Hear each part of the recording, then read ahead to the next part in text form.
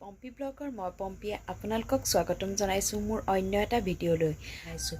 যদি ভিডিঅ'টো চাই ভাল পায় তেন্তে ছাপোৰ্ট কৰিব বুলি আশা কৰিলোঁ। আৰু আজি মই এটা আপোনালোকক ৰেচিপি দেখাম। ব'লকচোন মোৰ ভিডিঅ'টোৰ মাজলৈ।